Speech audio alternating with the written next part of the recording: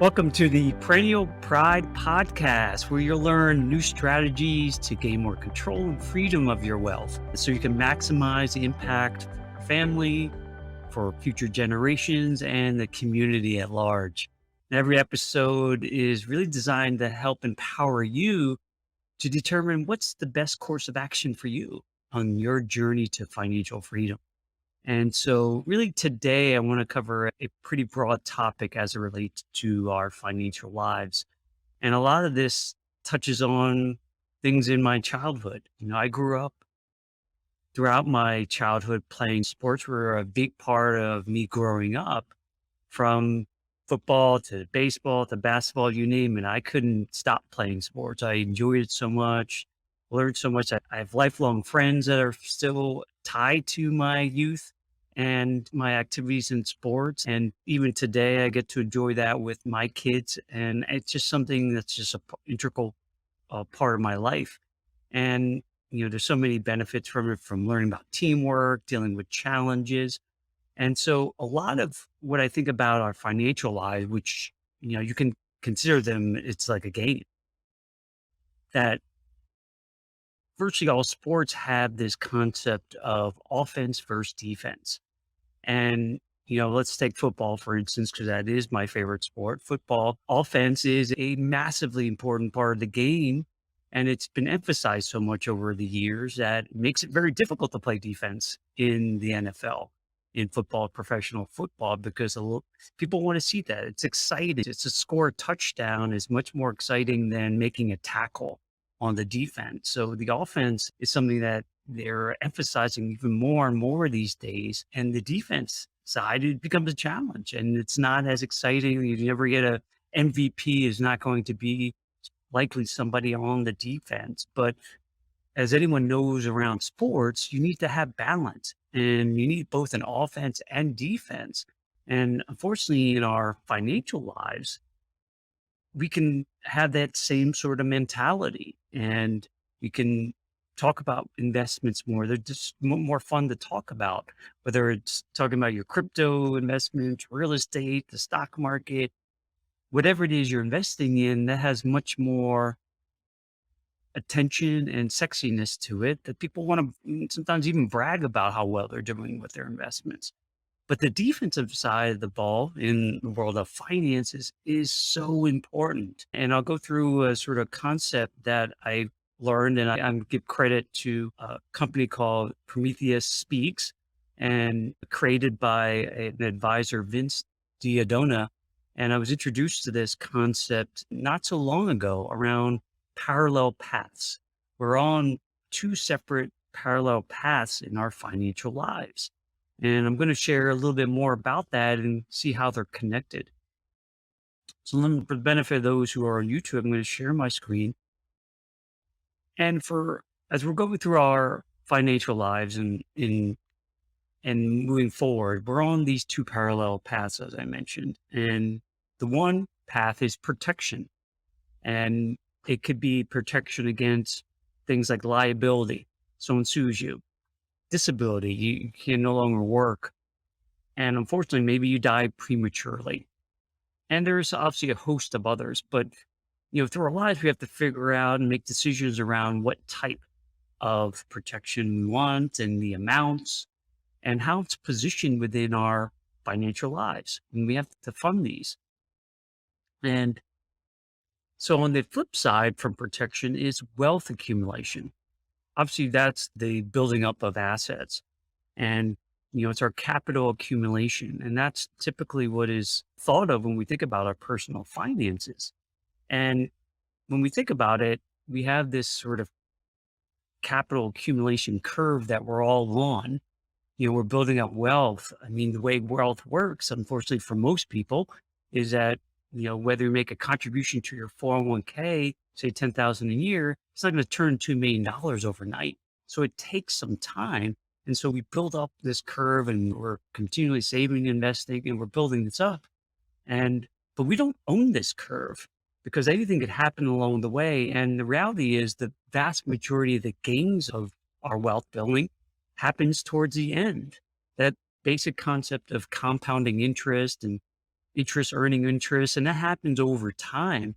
And so the vast majority of it happens towards the end, but we have to kind of get the curve started so it can build up over time.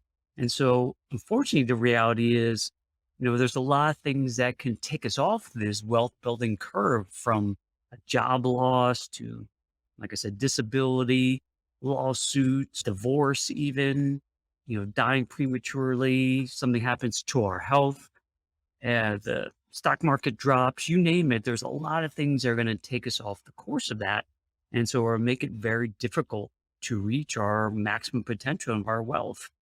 And it really doesn't take more than one or two for those to hit for it to really impact what we do with our wealth.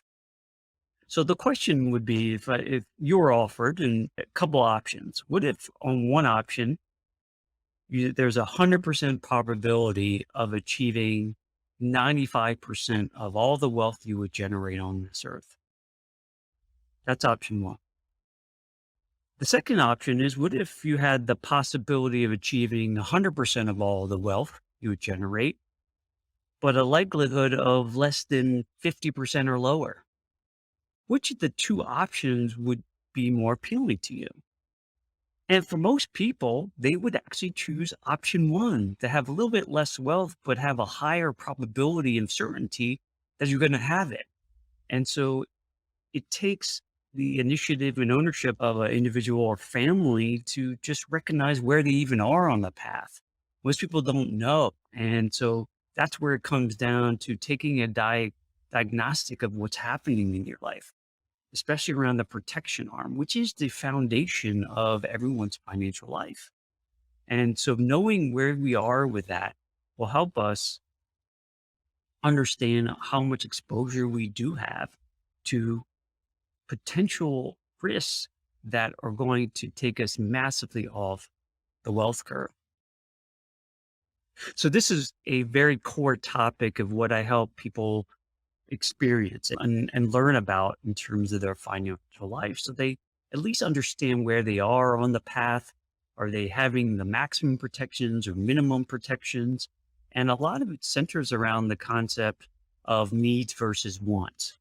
Because when we think about insurances and protections, most of the typical advice will gear you towards, what do I need to cover, say, an expense or a mortgage or something else, provide for college? And it's a more scarcity minded thought, right? Versus, what do I actually want for my family? Because imagine if you had a situation where you knew next week you would no longer be on this earth. How much insurance would you actually want for your family? Inevitably, everyone says the maximum amount that I can get. But why don't people have that today? And most don't. It's just the cost, right? And so this is where you have to look at it in sort of coordination with each other, that sometimes paying little for something means you're likely not going to get much out of it, right?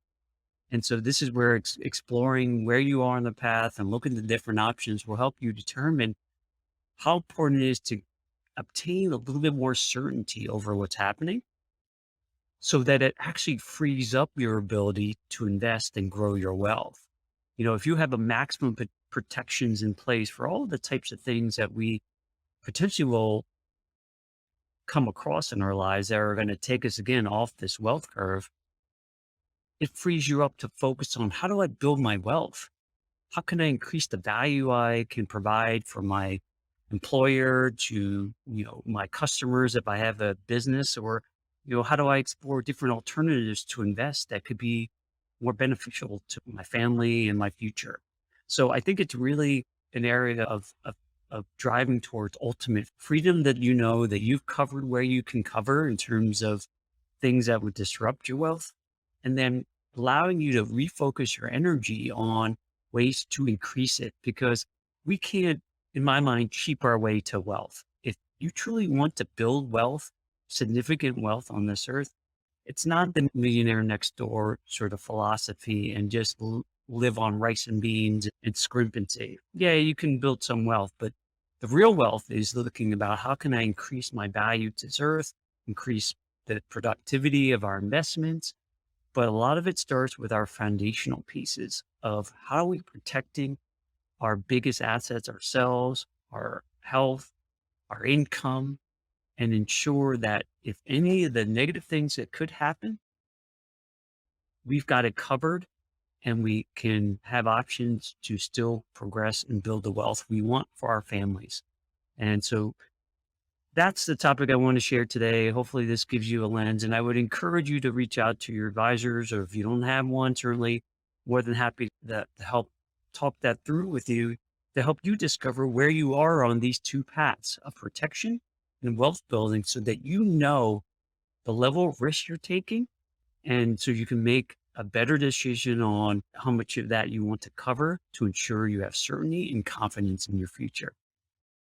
So I really want to thank you for being on the podcast today and listening to this. And, I'm continually honored to have you with me on this as you explore your own journey to financial freedom.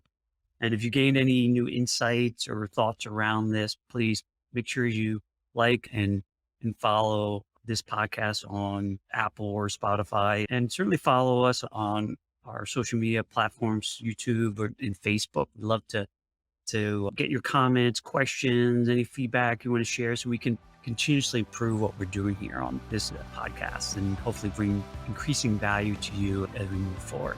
So take care and we'll see you on the next one.